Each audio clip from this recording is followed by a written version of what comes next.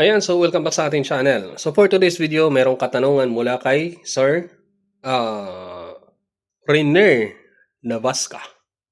So sabi niya dito, bakit hindi mo pa daw pinipindot ang subscribe? Pero ito talaga, tanong niya. Itong katanungan niya regarding sa record ng CCTV. So sa tagal ng record ng CCTV. Ito yung kanyang tanong. 20 days na nakalipas, pwede ko pa ba makita yon pag nireview ko? Okay. So, kung sa'yo ang CCTV, i-review mo na, sir. I-review mo na yung file kung sa'yo ang CCTV. Or kung wala ka man doon sa site, doon sa CCTV mo, tapos nag-iisip ka na baka abutan ng pagkabura, siguro mas maganda kung makuha mo na kaagad or ipag-utos mo sa tao mo. Kaya lang baka yung password mo baka makuha nila. Kaya yun ang kagandahan kung ang CCTV ay na-view or na-access online kasi para pwede ka rin mag-backup gamit ang cellphone mo kahit na malayo ka doon sa site, doon sa area ng CCTV.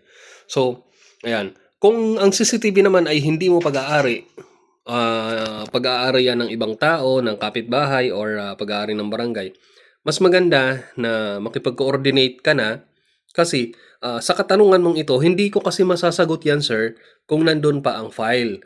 Kasi hindi ko alam kung ilang terabyte ba ang hard disk na naka-install sa CCTV na yan, anong settings ba ang ginawa, ilan ba ang specs ng camera, ilang camera ba ang nakakabit.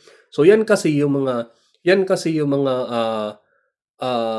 dapat na isipin mo na kapag bago mag ano ng storage, bago makapag-isip sa kung ilang storage ba, ilang capacity ba, ang ilang terabyte ba ang storage na kailangan mong bilhin. Mas malaki ang storage, mas malaki ang capacity ng storage, mas mataas or mas marami ang pwede niyang ma-save. Kaya lang kung mas mataas din ang specs ng camera, mas malaki rin ang kakainin, lalong-lalo na kung marami ang camera na naka-install. So, hindi ko masasabi na nandyan pa ang file na yan. Pero kung ang hard disk nga is nasa 4 terabyte, 4 na camera lang, tapos lahat 2 megapixel, maaaring nandyan pa yung file. Pero kung ang hard disk niya ay 4 terabyte, 16 cameras, pagkatapos 8 megapixel lahat, tapos naka-regular recording pa, baka wala na yan, sir.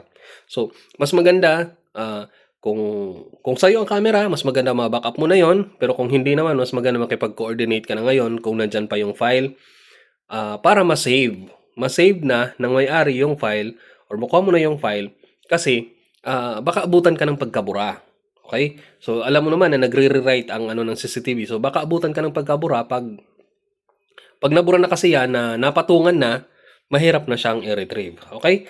So, ayan, hanggang dun lang. Hindi ko kasi masagot ng diretso na nandyan pa yung file dahil hindi ko alam kung anong capacity, anong specs ng camera mo, ilan yung camera. Okay?